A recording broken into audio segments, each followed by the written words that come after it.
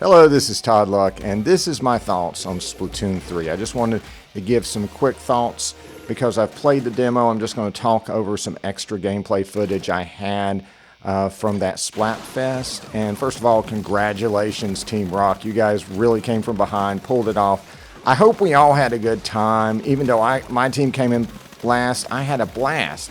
I didn't even feel like I was in last place at any point. I knew it got tighter as the night went on when we got to those tricolored Splatfests.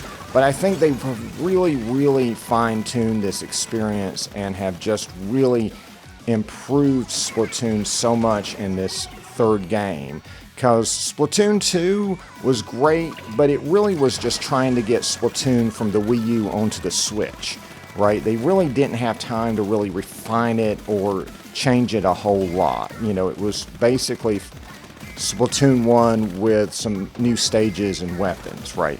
Here they've made a ton of quality of life improvements, a ton of things people have been asking for, some of which we didn't get to experience. I believe there's supposed to be a system where it's going to record gameplay footage for you so you don't have to rely on that like horrible 30-second recording thing you have to stop in the middle of the game to do on the Switch, which sounds amazing. There's supposed to be customizable lockers and things like that. But what we did get to experience was so good. I mean, first of all, because we have 3 idols for Splatfest, 3 different teams to choose from, and 2 of them are popular, right? 2 of them are super popular, like Marie was with Big Man and Shiver. And so we didn't get like one team that was just overwhelmingly huge and had to play itself over and over again like we would have in Splatoon 1 with Marie. I mean, that was just a miserable experience because you would get all these noobs, and so you would end up losing a lot of matches because of the inexperienced players. But then you would also end up, when you're trying to catch up, you would end up playing your own team over and over again, and it was just absolutely miserable at times. And none of that happened here. I didn't play my own team a single time. Now, I know some people who streamed who like played for like 10 hours straight did have a few once in a blue moon mirror matches, but the fact that they have become super rare is amazing.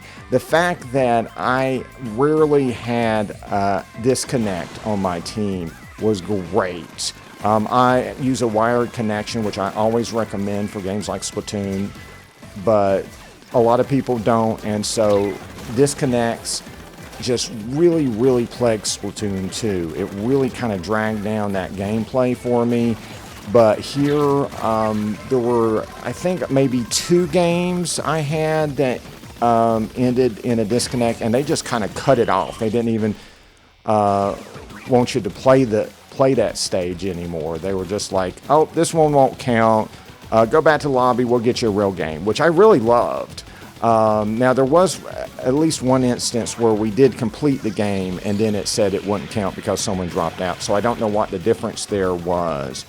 And the great thing about it was they also gave us statistics we could look at, and that really helped me because I could, at any point, I could see how many games I had won. Because when you get in those losing streaks, you feel like, oh my gosh, it's hopeless, right? You kind of exaggerate sometimes how many times you've lost, but I could always look at the real tally of my wins and losses that counted, and I knew I was winning more than I was losing, so I felt like I was contributing. And even if you did get in a rut, then you would get those like 10 times or 100 times matches, and if you won one of those, you would like completely make up for all the times you messed up, right? So there was just so many ways that even if you were behind, you still felt good about it, right?